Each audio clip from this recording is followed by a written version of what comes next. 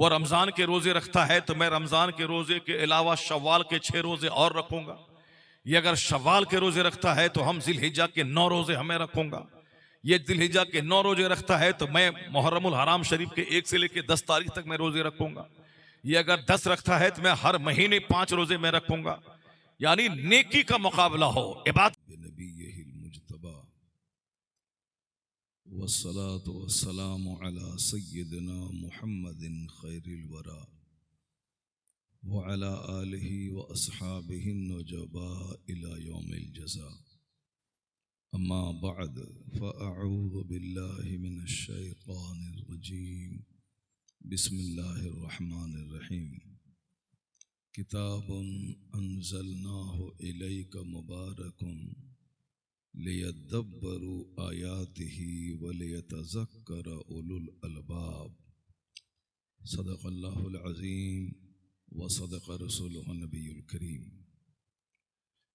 एक बार सारे लोग अदब और एहतराम के साथ आक़ाए दो जहां सय्याह लामकां जनाब मुहम्मदुर रसूलुल्लाह सल्लल्लाहु अलैहि वसल्लम की बारगाह बेकस पनाह में नजराने दरूद पेश करने की सआदत हासिल करें। पढ़ें अल्लाहुम्मा सल्लि अला सय्यिदना व मौलाना मुहम्मदिन मअदनिल जूद वल करम व आलिहि व बारिक व सल्लिम सलातन व सलामन अलैका या रसूलल्लाह। आवाज़ थोड़ी और साफ करो, तुम्हारी झंकार क्यों है तुम्हारी आवाज़ में? ये उधर क्यों आवाज़ बुलंद हो रही है? खाना खा रहे हैं, खाना खाने के टाइम 12 बजे खाना खाने के टाइम। हदीस पाक में आया है कि मन सल्ला अलैहि मर्रतन वाहिदा सल्लल्लाहु अलैहि अशर मर्रात। जिसने एक बार दरूद भेजा अल्लाह तबारक व तआला उस पर 10 बार रहमतें नाजिल फरमाता है। और एक हदीस में आया है कि इन्ना औला नास बी यौमल क़ियामा, बेशक क़यामत के दिन अल्लाह के रसूल से सबसे ज़्यादा करीब वह शख्स होगा जो जितना ज़्यादा हुजूर पर दरूद भेजा होगा। और एक हदीस में आया है कि मन असरत अलैहि हाजतुन फलयुक्सिर बिस्सलात अलैया। आका करीम अलैहिस्सलाम फरमाते हैं कि जिस पर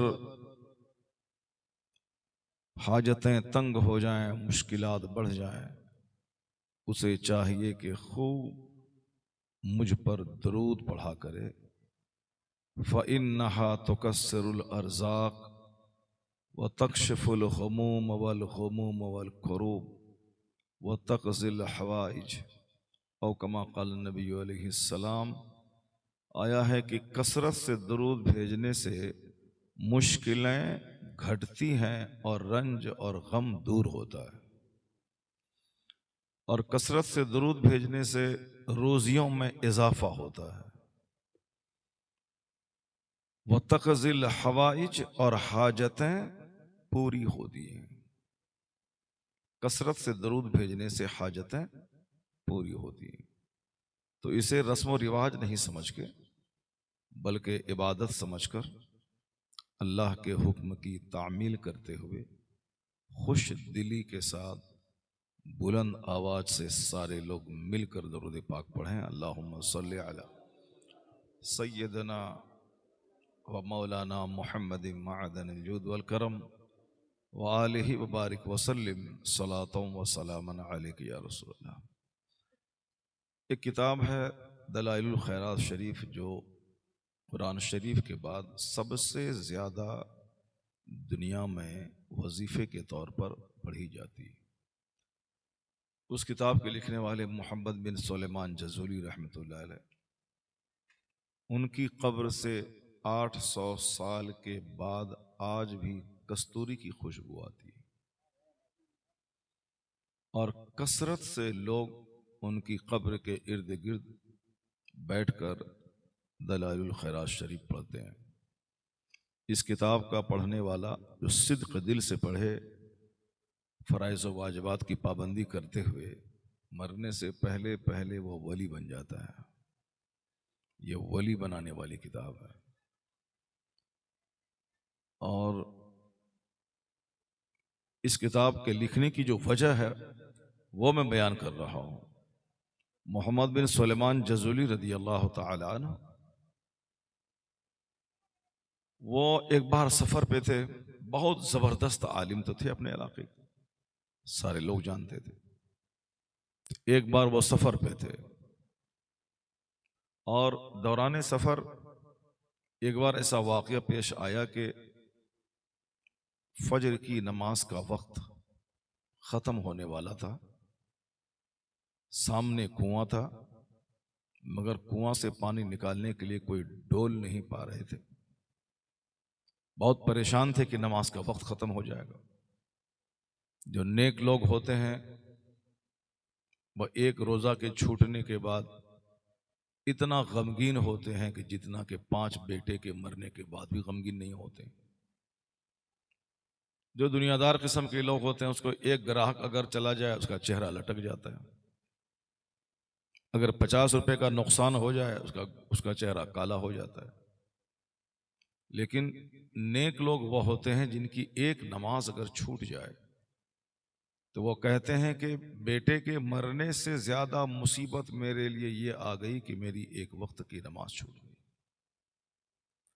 तो ये अपने अपनी सोच की बात है। कुछ लोग दुनिया में सिर्फ खाने कमाने और 2-4 बच्चा पैदा करके मर जाने के लिए आते हैं, और कुछ लोग हैं जो इस दुनिया में इबादत करके मरने के बाद खुदा की जन्नत में जाने के लिए आते हैं। तो दोनों की सोच और दोनों की एक्टिविटीज में फर्क है। जिसको सिर्फ खाना है तो हर वक्त नजर उसके खाने पे रहेगी। जिस वक्त जिसको पहनना कपड़े का मुकाबला है तो हर वक्त वह दूसरे को कपड़े को देखेगा। जैसे औरतें कमजोर होती हैं तो औरतों की मेंटेलिटी होती है कि वह दूसरों के जेवर, दूसरों के शूज, दूसरों के दुपट्टा, दूसरों के कपड़े का कलर उसको देखती हैं। उनका अपना कपड़ा 25,000 रुपये का हो, उससे उसको उतनी खुशी नहीं होती है जितना दूसरे को कपड़े को देखने के बाद एलर्जी उसको होती है।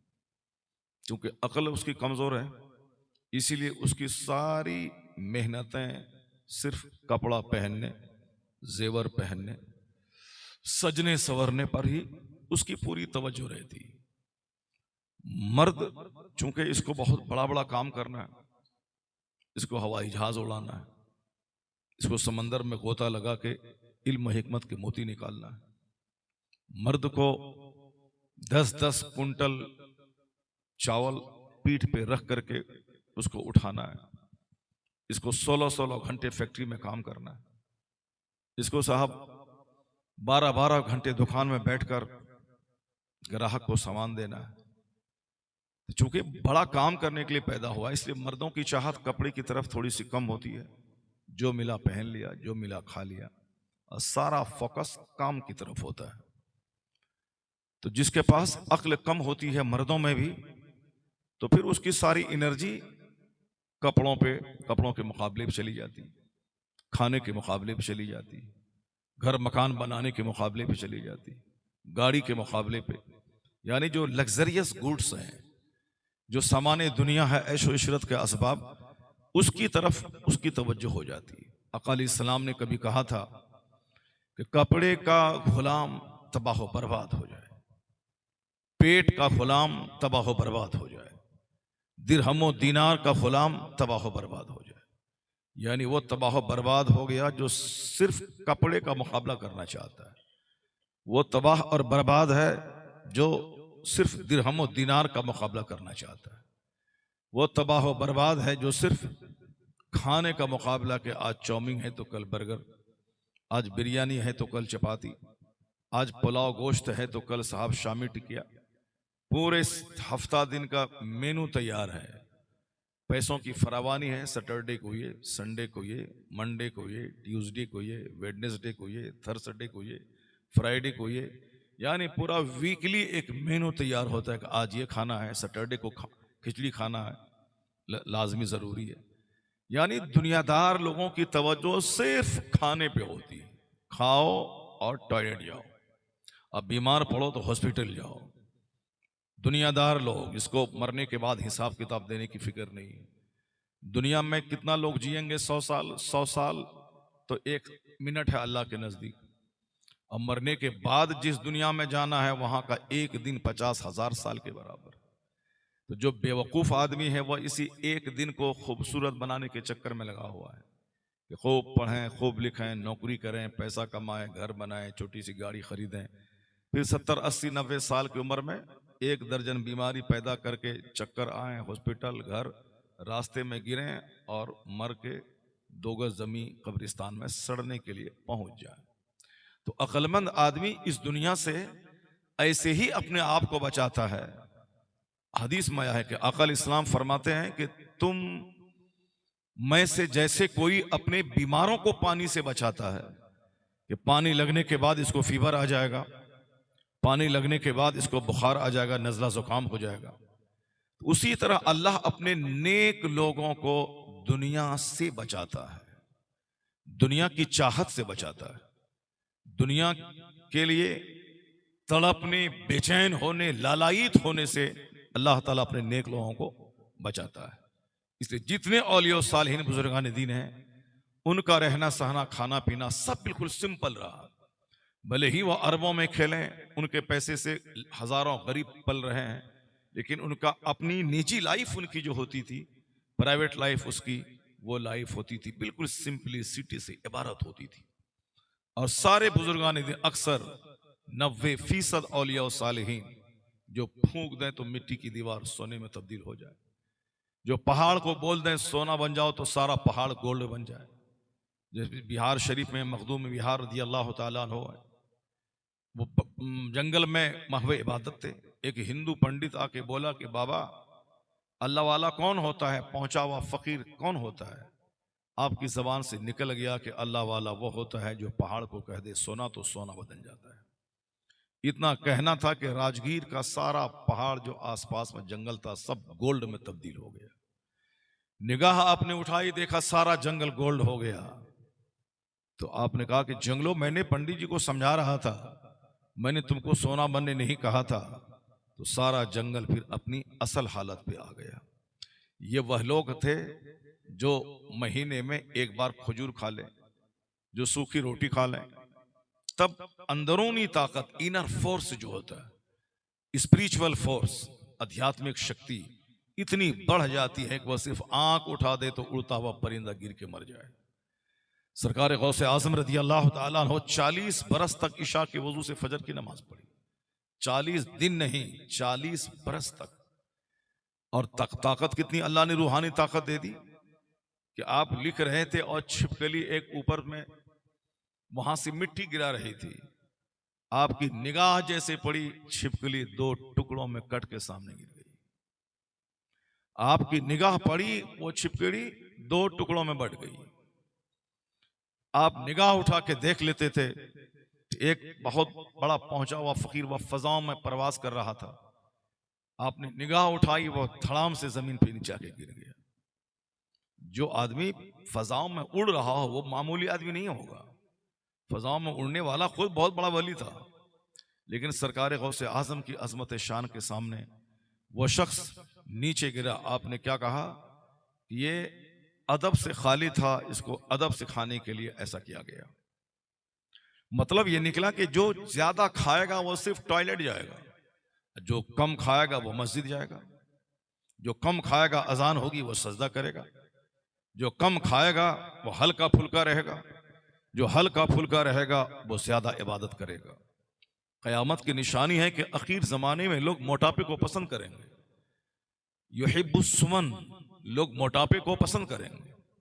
और आजकल आंखों से अपने इस कयामत की अलामत को आप देख सकते हैं कि पहले जमाने में औरतों के ताल्लुक से एक नजरिया था मर्दों में कि औरतें दुबली पतली हों, खूबसूरत औरतों में वो शुमार की जाती थी जो लीन एंड थीन हो।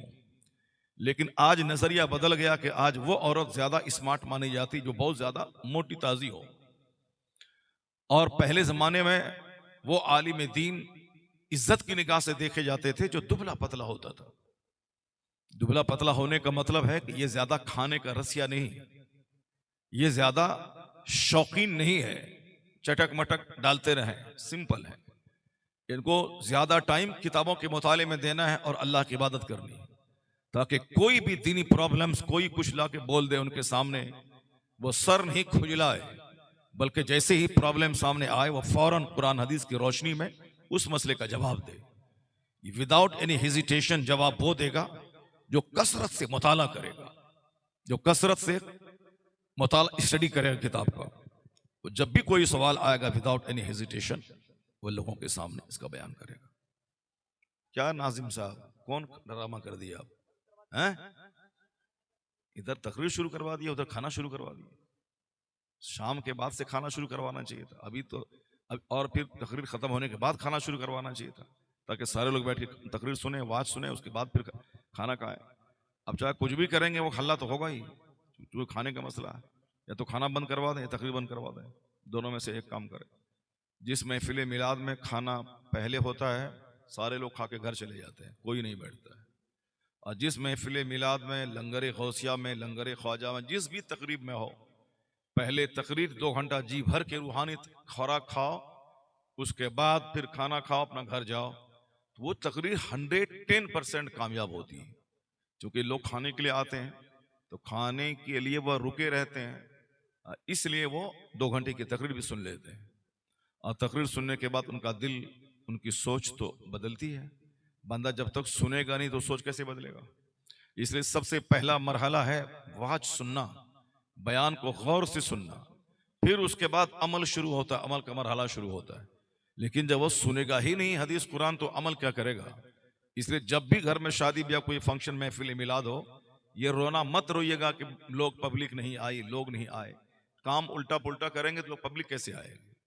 आज इतना बड़ा हाल अपने हाल में आप फंक्शन कर रहे हैं, अगर यही फंक्शन अगर आप वहाँ मस्जिद के हाल में किए होते, मस्जिद में किए होते, जहाँ बगल में मदरसा, बगल में मस्जिद, इससे 3 गुना ज्यादा पब्लिक वहाँ आ गई होती।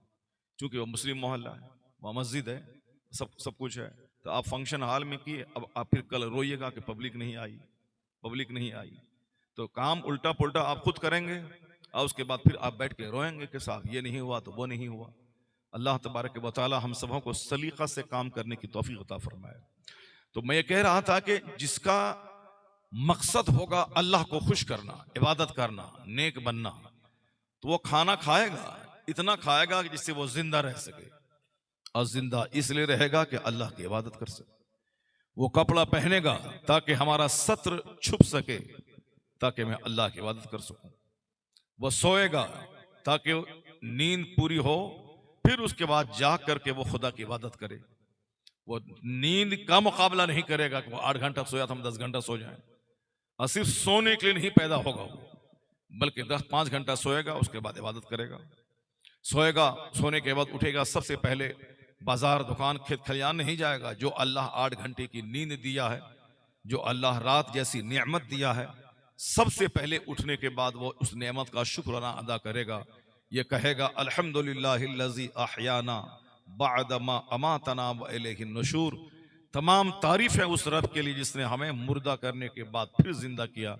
यानी मौत, छोटी मौत है नींद, उसके बाद जागने का मतलब बंदा दोबारा जिंदा हो गया। तो अब वो सबसे पहले दुआ पढ़ेगा, उसके बाद खेत खलियान बाद में जाएगा, सबसे पहले उस रब्बे करीम को सजदा करने के लिए मस्जिद जाएगा, फजर की नमाज अदा करेगा। ये उसके लिए जो इस दुनिया को आरजी ठिकाना समझता हो, दायमी ठिकाना आखिरत, जहां मरने के बाद जाना है, जहां मौत ही नहीं, जहां सदा रहना है। दुनिया में तो हर पैदा होने वाला बच्चा मरने के लिए ही पैदा होता है, कोई ऐसा शख्स नहीं कि जो हमेशा जिंदा रहने के लिए पैदा होता हो। सरकार गौसे आजम रदी अल्लाह ताला अन्हो तकरीर कर रहे हैं, दौरान तकरीर एक शख्स आके बोला, हुजूर आपके बेटे का इंतकाल हो गया। गौसे आजम कहते हैं इन्ना लिल्लाहि व इन्ना इलैहि राजिऊन। उसके बाद फिर बयान चालू है। ऐसा कोई दुनिया का बाप नहीं करेगा कि बेटे के मरने की खबर आए, उसके बाद वह बाप परेशान ना हो, तकरीर चालू रखे। ये सरकार गौसे आजम की जात थी कि आपने बेटे की मौत की खबर सुनी, इन्ना लिल्लाह पढ़ा, फिर उसके बाद आपका बयान चालू है। कुछ देर के बाद घर वालों ने आके कहा, हुजूर जनाजा हाजिर है। आप मेंबर से नीचे उतरे, जनाजे की नमाज पढ़ा दी। किसी ने कहा हुजूर बेटा के मरने के बाद बाप तो कई दिन तक परेशान रहता है और आपके चेहरे पे कोई परेशानी का असर नहीं, आपने क्या कहा? मैं आज अपने बच्चे के मरने की खबर सुनने के बाद क्या परेशान हो जाऊं? मैं जिस दिन मेरे घर में कोई बच्चा पैदा होता है मैं ये समझ लेता हूं कि ये मरने के लिए ही पैदा हुआ। आप लोग नहीं बोलोगे सुभान अल्लाह? जरा जोर से बोलो सुभान अल्लाह, हाथ उठा के बोलो ला इलाहा इल्लल्लाह। हाँ जरा खूब हाँ हूं कुछ ना कुछ बोलते रहो, वरना हम हाँ बोलने के लिए नहीं बोलते हैं, लेकिन तुम सो जाओगे और दिन भर थके मांदे हो, काम काज किए हो, सो जाओगे। हम लोग तो दिन रात यही काम है। आज ये 27 तारीख है किसकी? फरवरी महीने की, और ये हमारी 30वीं तकरीर हो रही है इस महीने में। तो आप समझ सकते हो, कल रात बंबई थे और आज तुम्हारे यहाँ है, परसों उधर थे बनारस में, फिर दौड़ के बंबई गए, फिर 2 दिन पहले बंबई थे, फिर दौड़ के बंगाल की तरफ गए। तो हम लोग तो डेली घूमते, उसके बावजूद भी ताज़ा दम होके, मगर आप लोग तो डेली सोते हो, जलसा में कभी कभार आते हो। जब डेली सोते हो तो कम से कम एक दिन तो खूब जाग करके इतना सुभान अल्लाह बोलो कि कम से कम 2-4 महीने का गुनाह सारा मिट जाए। यहाँ पे बोलो जोर से सुभान अल्लाह बोलो। हाँ, और उसके बाद सुभान अल्लाह बोलने में नेकी मिलती है, दरूद शरीफ पढ़ने में नेकी है। कोशिश करो कि जलसे में जाओ तो कम से कम 2 घंटे की तकरीर भी सुनो तो कान नेकी करे, आंख आलिम को देखे तो आंख नेकी करे, जबान से सुभान अल्लाह बोलते रहो ताकि जबान भी नेकी में शामिल हो जाए। सुभान अल्लाह। आंख से नेक लोगों का चेहरा देखना है, कान से नेक बातें सुनना है, और जबान से अल्लाह की तस्बीह भी बयान करते रहना है। जोर से सुभान अल्लाह। तो जो खाने का गुलाम तबाह बर्बाद हो गया, ये कौन बोलता है? मौलाना साहब नहीं बोल रहे हैं। जिस नबी का कलमा आप पढ़ते हैं, जिस नबी का कलमा हम पढ़ते हैं, वो नबी कहते हैं खाने का गुलाम तबाह बर्बाद। अब्दुद दिरहम अब्दुद दिनार, यानी पैसा कौड़ी दिरहम और दिनार का गुलाम तबाह बर्बाद हो जाए। अब्दुल खमीसा, कपड़े का गुलाम तबाह बर्बाद हो जाए। कपड़ा पहनना है इसलिए कि ताकि पर्दा रहे, सत्र छुपा रहे, मैं नंगा ना रहूं, लेकिन कपड़े का मुकाबला करने के लिए जिंदा नहीं रहना। जैसा मिले पहन लेना है। कोशिश करना है कि ज्यादातर सफेद कपड़ा पहनना है। जुमा के दिन जितने नमाजी मस्जिद में जाएं सारे लोग सफेद कपड़ा पहने।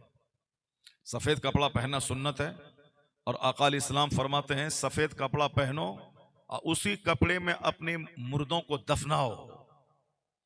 जिस कपड़े में अपने मुर्दों को दफनाओ उसी सफेद कपड़े में दफनाओ, और तुम भी सफेद कपड़े पहनो। यह सबसे ज्यादा सुथरा और पाकीज़ा कपड़ा होता है, इसे पहना करो। सफर में हम लोग रहते हैं इसीलिए हम लोग सफर में काला कपड़ा पहनते हैं। अब 25-25 दिन घर से बाहर रहेंगे, अब रात में आएंगे, तकरीर करेंगे, फिर फौरन भागेंगे, तो कहाँ कपड़ा साफ करेंगे? इसलिए मुसाफिर बुजुर्गान दिन भी सफर करते थे तो वह लोग दूसरा रंग का कपड़ा पहनते थे ताकि सफर में आसानी हो। लेकिन जब जुमा के दिन मस्जिद में जाएं और फिर मजलिसों में जाएं, कोशिश करें कि पहनना वाजिब फर्ज नहीं है मगर सुन्नत है, अच्छा तरीका है। काला कपड़ा पहनना हराम नहीं है, लेकिन बेहतर है कि बंदा जिस कपड़े में दुनिया से जाए वही कपड़ा दुनिया में हमेशा इस्तेमाल करता रहे। वो सफेद कपड़ा पहना करे। सफेद कपड़े में दिल दिमाग सादा रहता है, और दुनिया का सबसे बेहतरीन कलर व्हाइट ही है, वह इससे बेहतर कोई कलर नहीं दुनिया में। तो जुमा के दिन सर पे टोपी पहने, अपने जिस्म पे सफेद कपड़ा पहने, मस्जिद में जाएं और कोशिश करें कि जुमा से पहले चले जाएं, और जिस रास्ते से गुजरें मोहब्बत के साथ एक दूसरे को सलाम करते हुए गुजरें। आपका यह अखलाक, आपके यह अंदाज देखकर दूसरे लोग कलमा पढ़ के मुस्तफ़ा के गुलाम हो जाएंगे।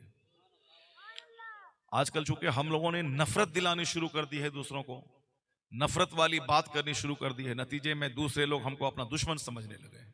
हम दुनिया में दुश्मन बनने नहीं आए हम, बल्कि दुनिया में सारे लोगों को इस्लाम सिखाने आए हैं। कुंतुम खैर उम्मतिन उखरिजत लिन्नास तअमुरून बिल मारूफ व तनहौन अनिल मुनकर। कुरान शरीफ में आया है कि you are the best community raised unto mankind and your duty is to bid virtues, forbid versus, forbid vices. अल्लाह कहता है कि तुम बेहतरीन गिरोह इस दुनिया में भेजे गए हो। तुम्हारा काम क्या है?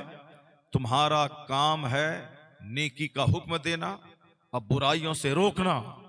यानी तुम सुपीरियर हो इस दुनिया में, तुम सबसे अच्छे हो। अच्छे इस माना कर हो कि खुद अच्छा रहो, दूसरों को अच्छाई का हुक्म दो।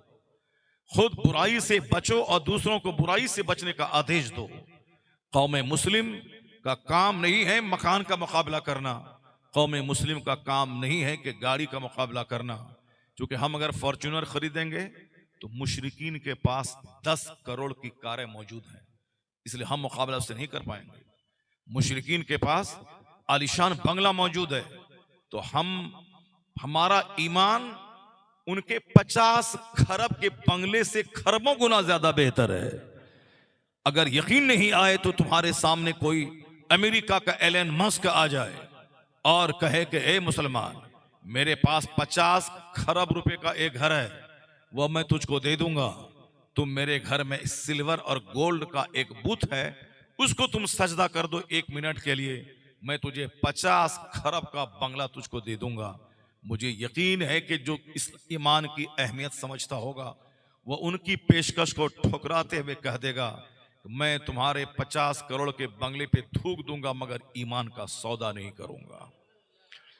तो अब आप समझ सकते हैं कि जो दौलत, ईमान की दौलत अल्लाह ने आपको दिया है, ये इतनी बड़ी दौलत है, जो दौलत सोने के महल से बेहतर है, जो दौलत 1000 एकड़ जमीन से बेहतर है, जो दौलत 50 करोड़ रुपए की नौकरी से बेहतर है।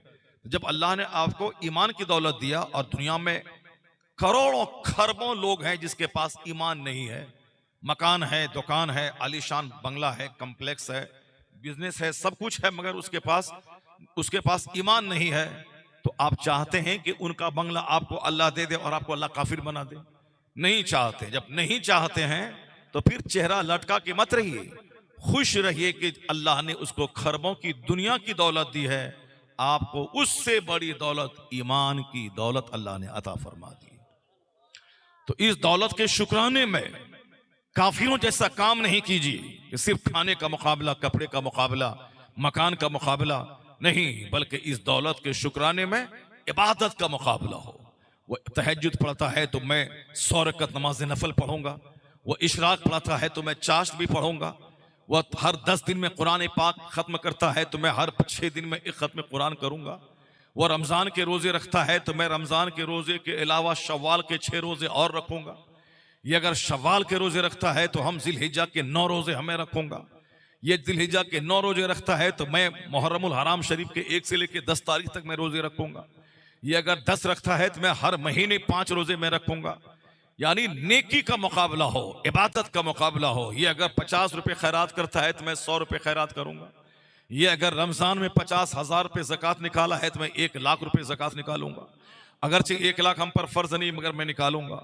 उन्होंने 50 गरीबों को कपड़े दिया है तो हम 100 गरीबों को कपड़े देंगे। नेकी का मुकाबला करे मुसलमान, खाने का मुकाबला नहीं, कपड़े का मुकाबला नहीं, मकान का मुकाबला नहीं। हर पैदा होने वाला बच्चा मरने के लिए पैदा होता है, हर बनने वाला मकान गिरने के लिए पैदा होता है, हर अंदर जाने वाला खाना पाखाना बनने के लिए ही अंदर जाता है, हर आदमी का हर कपड़ा फटने के लिए ही पैदा होता है। इसलिए आरजी फानी चीजों का मुकाबला नहीं।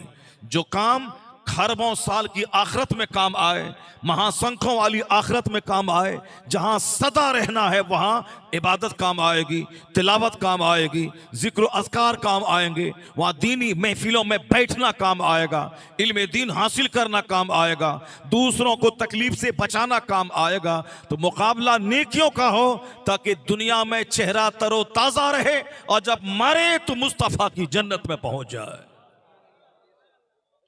मुसलमान इसका मुकाबला करे, और जब तक मुसलमान इसका मुकाबला कर रहा था तब तक अल्लाह ने दुनिया में इसे वो इज्जतें दी कि दुनिया वाले दंग रह गए।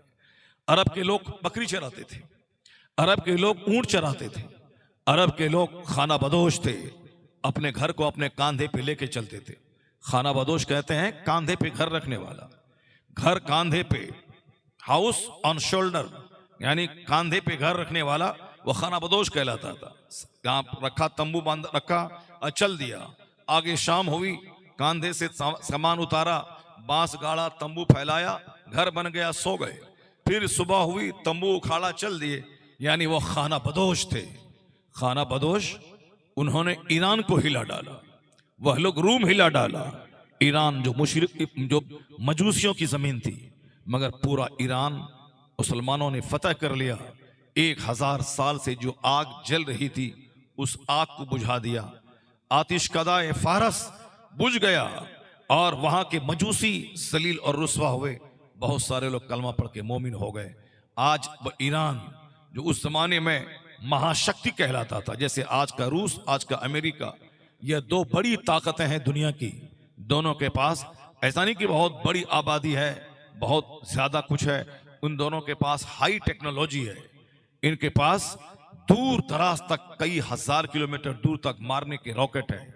अमेरिका अगर एक रॉकेट बनाता है ताकि उस पर हम बम डाल के 2500 किलोमीटर दूर रूस की राजधानी मॉस्को पे गिरा दें, तो रूस वाला भी अपने माहिर सियासतदानों के जरिए ऐसा रॉकेट बनवाता है जो अमेरिका के वाशिंगटन डीसी में जाके गिर जाए और अमेरिका को तबाह बर्बाद कर डाले।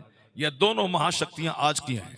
रूस भले ही टुकड़े टुकड़े हो गया, लेकिन उसके बावजूद आज भी अमेरिका को आंख दिखाने के लिए काफी है, क्योंकि बाज नुक्ते नजर से अमेरिका से ज्यादा टेक्नोलॉजी रूस के पास मौजूद है, जिन्होंने बहुत खतरनाक सब हथियार बनाए हैं। तो इसका मतलब पहले जमाने का ईरान, इस जमाने का रूस, पहले जमाने का रोम, इस जमाने का अमेरिका, दो महाशक्तियां थी, ईरान और रोम। इन दोनों को अरब के खाना बदोशों ने, अरब के ऊंट चराने वालों ने, अरब के बकरी चराने वालों ने, इन दोनों महाशक्तियों को जेर करके उसकी जमीन पे कब्जा कर लिया और वहां इस्लाम की अजमत का झंडा लहराया। क्यों? इसलिए कि उनको मकान बनाने की चाहत नहीं थी। मकान तो उनका घर पे है, तंबू है और उसके पास अब बांस है। और जिसको मकान बनाने की चाहत होगी 50 करोड़ की, कि जबरदस्त मकान बने, उसमें जबरदस्त मार्बल लगे, जबरदस्त विंडोज लगे, जबरदस्त डोर्स लगे, और साहब शानदार आगे फर्श बने, जबरदस्त फर्नीचर उसमें हो, इंटीरियर का काम हो, फॉल्स सीलिंग हो, तब उसको माल चाहिए। मकान में लगा 50 लाख रुपए, उसके डेकोरेशन में लग जाते हैं 2 करोड़ रुपए। चूंकि पहले जमाने में ईंट खड़ी हुई, दीवार खड़ी हुई और छत बन गई और छोटा सा लकड़ी का दरवाजा लग गया, मकान बन गया।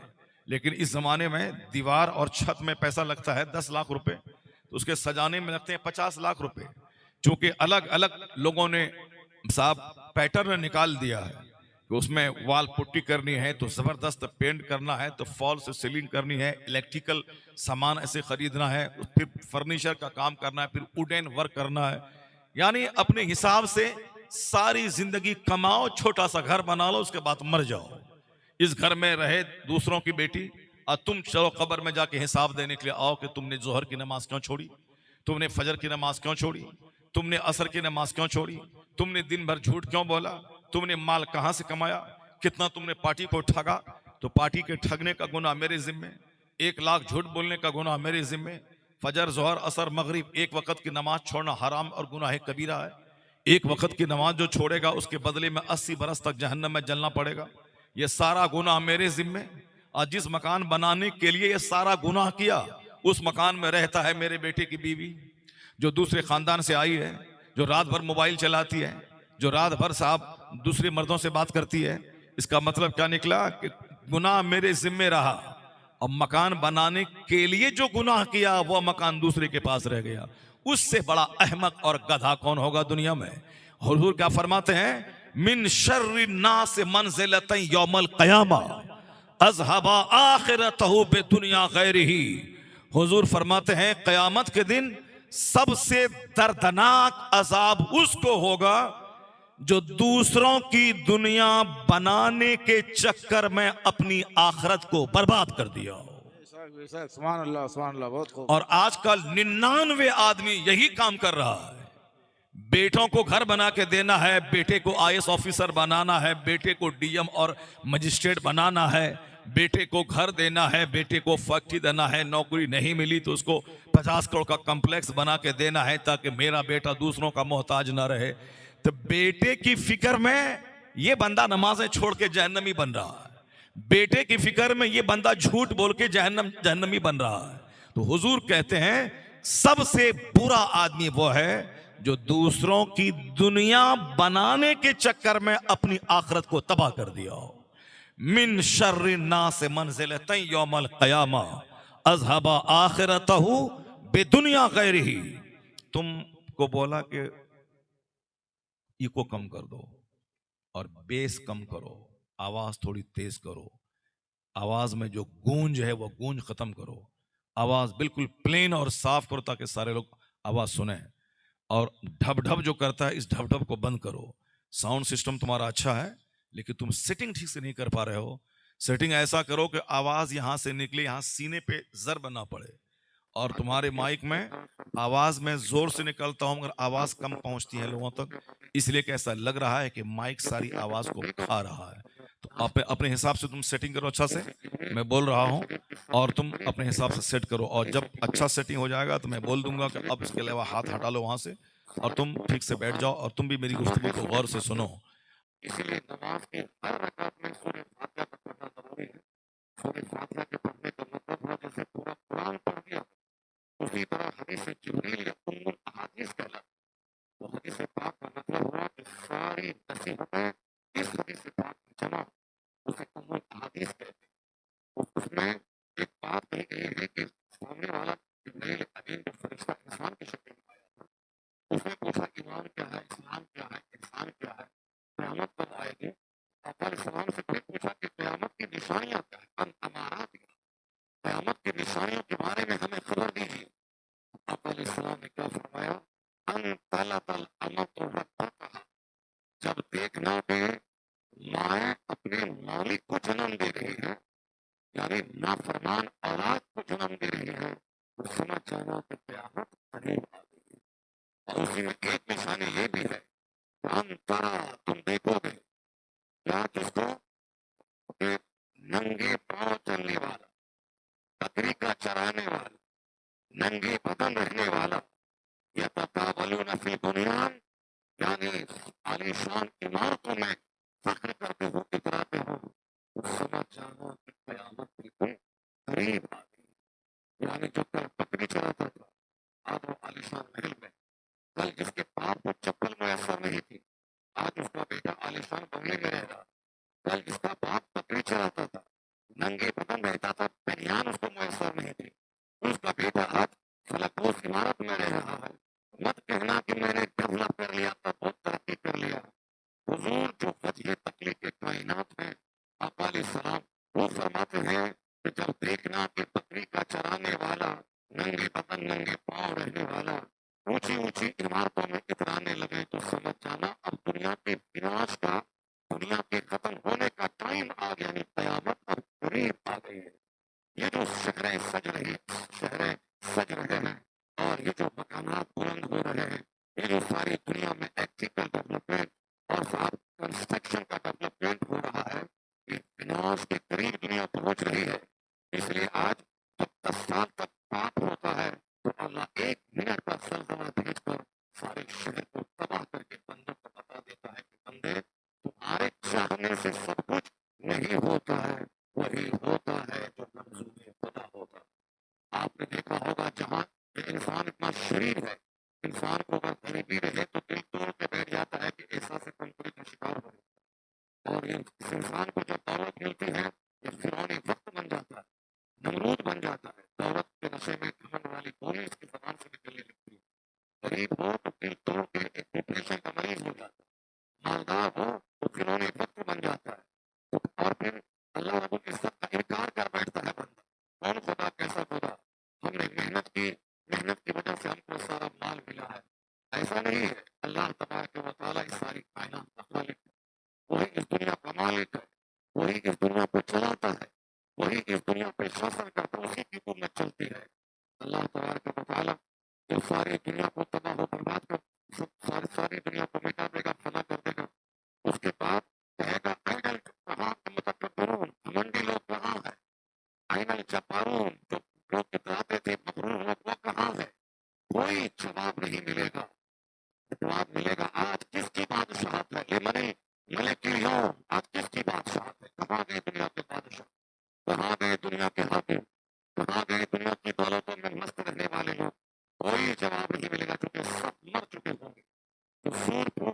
फरिश्ता है उसको भी मौत आ जाएगी।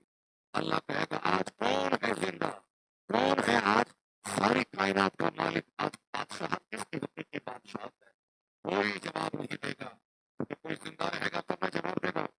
सारे फरिश्ते भी मर चुके होंगे, सूर को रोकने वाला जनाब इसराफिल अलैहिस्सलाम वो भी मर चुके होंगे, कोई जिंदा नहीं रहा होगा, सिर्फ अल्लाह की बात होगी। तो कोई जवाब नहीं देगा, अल्लाह ताला खुद जवाब देगा लिल्लाहिल वाहिदिल कहार, यानी आज सिर्फ खुदाए वाहिद कहार की सफल हमेशा उसी की बादशाहत थी, हमेशा उसी की बादशाहत रहेगी। तो अल्लाह ताला बंदों को आजमाने के लिए गरीबी देता है ताकि देखे गरीबी में सब्र करता है या नहीं।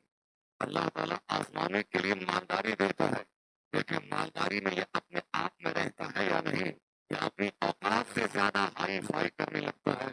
अगर गरीबी में लोग अल्लाह को गाली देने लगे, मालदारी में फिर में वक्त बन जाए तो अल्लाह ताला 10-20 साल की छूट देने के बाद जलजला 1 मिनट का भेजता है। वो जलजला 100 साल की तैयारी के बाद जो महल जो शहर तैयार हुआ था, सारे शहरों को 1 मिनट में जमीन के अंदर दफन कर देता। पूरी दुनिया के लोगों को भले इसका एहसास हो, और नेपाल के लोगों को इस बात का एहसास जरूर है।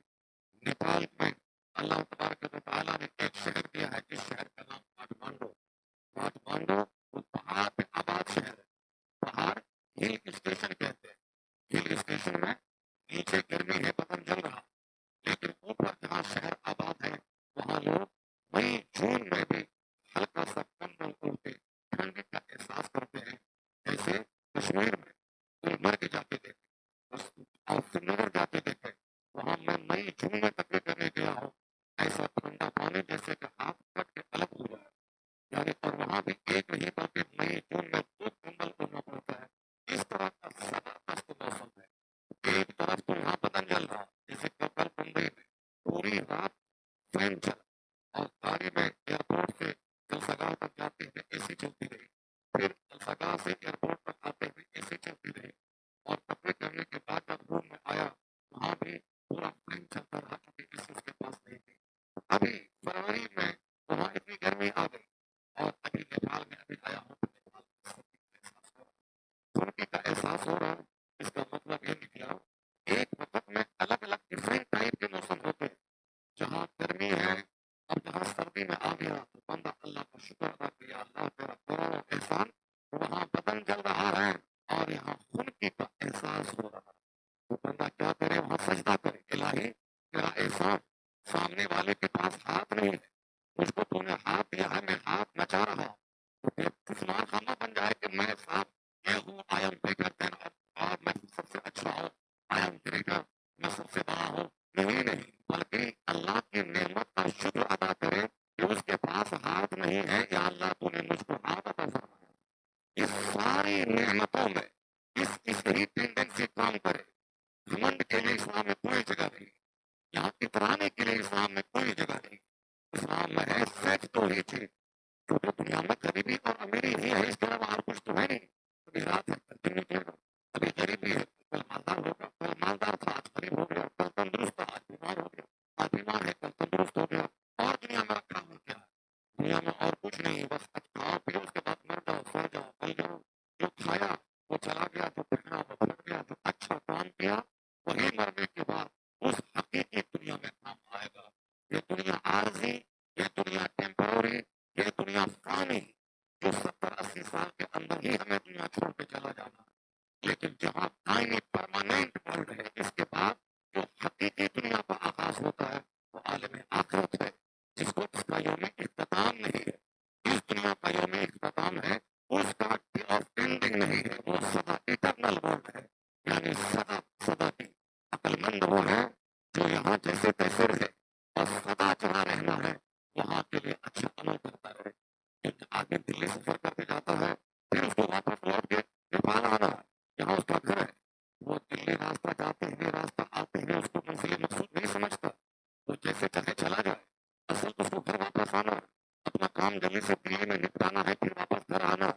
अब कोई दिल्ली ही में गार्डन में गुम हो जाए, कोई मेट्रो स्टेशन में गुम हो जाए, कोई दिल्ली की इमारतों को देखने के बाद उसी में दफना हो जाए, तो फिर वो नेपाल लौट के भी नहीं आ पाएगा।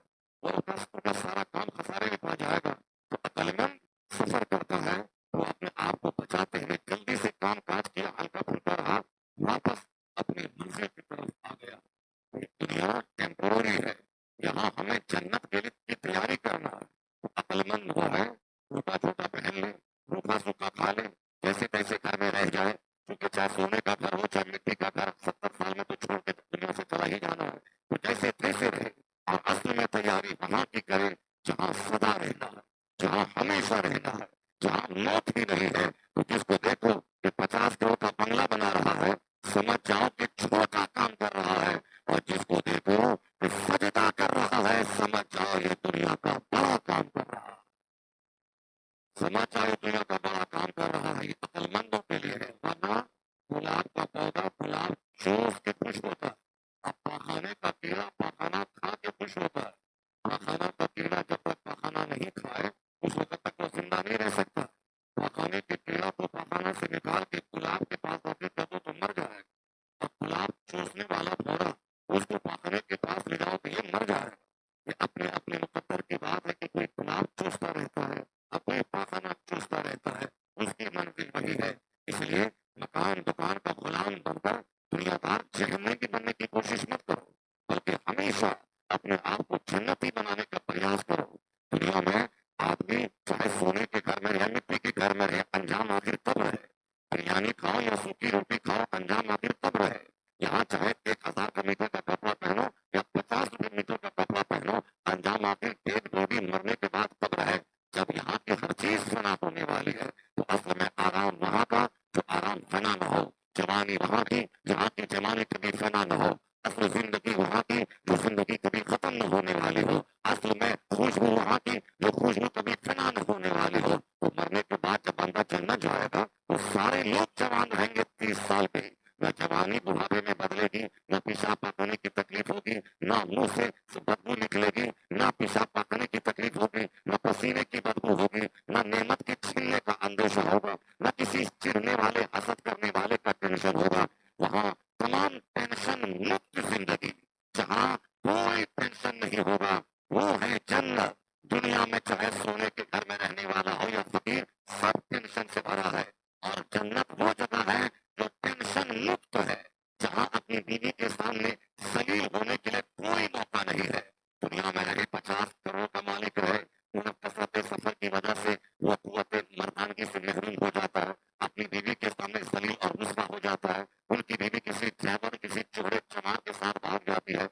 जिना से समाज को बचाने के लिए हर मर्द को ताकतवर रहना जरूरी है, ताकि उसकी बीवियां किसी ड्राइवर किसी नौकर किसी हॉकर की तरफ निगाह उठा के न देखे। और जो खुद कमजोर और हिजड़ा होगा उसकी बीवियां तो खैरों की तरफ ताक झांक करेंगी। आज जो दुनिया में जिना बढ़ रहा है, उस जिना को बढ़ाने में मर्दों का सिर्फ हाय हाय करना और अपनी कुव्वत मर्दानगी को जाहिर कर देना। उसके घर में जो नौकर काम काज करता है, आराम से 10 घंटे की नींद लेता है, उसका ताकतवर रहना, तो ये अपनी बीवी के सामने फेल हो जाए तो उसकी बीवी तो नौकर के साथ तो सोहबत करेगी ही। इसलिए दुनिया को जिना से बचाने के लिए सेहतमंद रहना जरूरी है, और सेहतमंद रहने के लिए दुनिया के फालतू टेंशन से बचना जरूरी है, फालतू फालतू सोच फिक्र से बचना जरूरी है, अपने आप को फालतू फिक्रों में लगाने से बचना जरूरी है। और जब तक मर्द सेहतमंद रहेगा उस वक्त तक दुनिया में बलात्कार नहीं होगा, और जब मर्द सेहतमंद नहीं रहेगा तो दुनिया में जिनाकारी बढ़ती जाएगी। तो जन्नत में एक एक मर्द को 30-30 मर्दों के बराबर ताकत मिलेगी सोहबत करने की।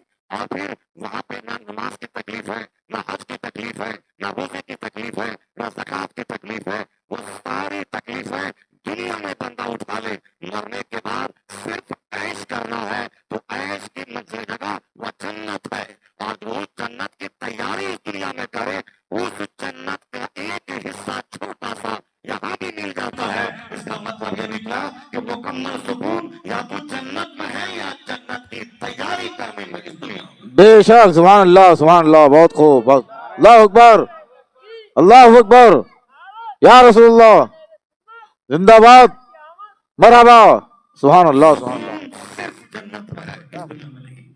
भले ही लोगों को मालूम नहीं, लोग हाय हाय परेशान होते हैं, पैसे नहीं देते, पागल हो रहे हैं, लेकिन जब एक दर्जन बीमारी में घिरते हैं और जब उनको लगता है कि मैंने कीमती जिंदगी मेरी बर्बाद कर दी है, तब उनको उस वक्त एहसास होता है जब जवानी लुट चुकी होती है, जब सेहत बर्बाद हो चुकी होती है, जब वो किसी लायक नहीं रहता है, तब उनको लगता है इंसान को चाहिए अल्लाह की नेमत मिले तो शुक्र अदा करे, अल्लाह की तरफ से मुसीबत आए तो सब्र किया करे। ये सारे।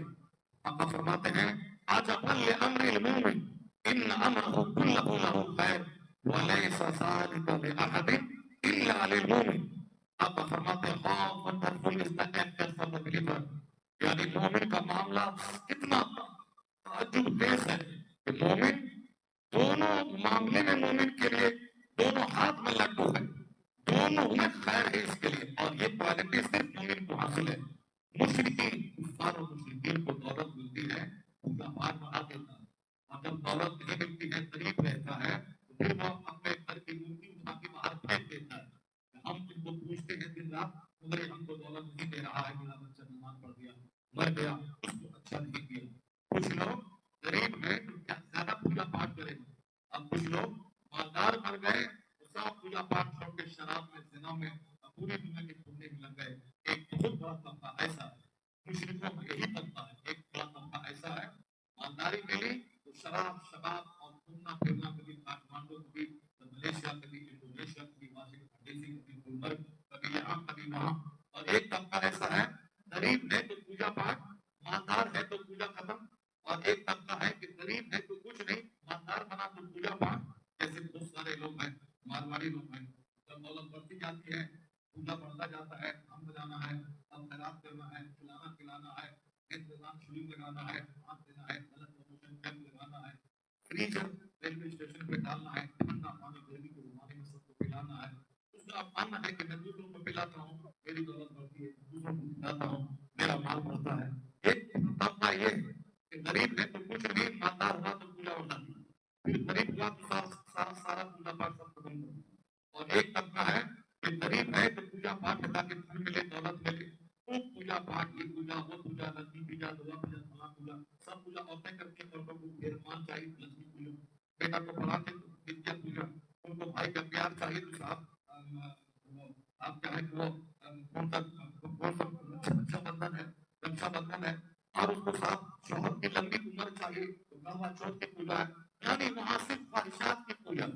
हमारे यहाँ कौन है, हमारे यहाँ है कि गरीब है तो भी नमाज पढ़ना है, मालदार है तो भी नमाज पढ़ना है। हमारे यहाँ है कि साहब बीमार हो तो भी नमाज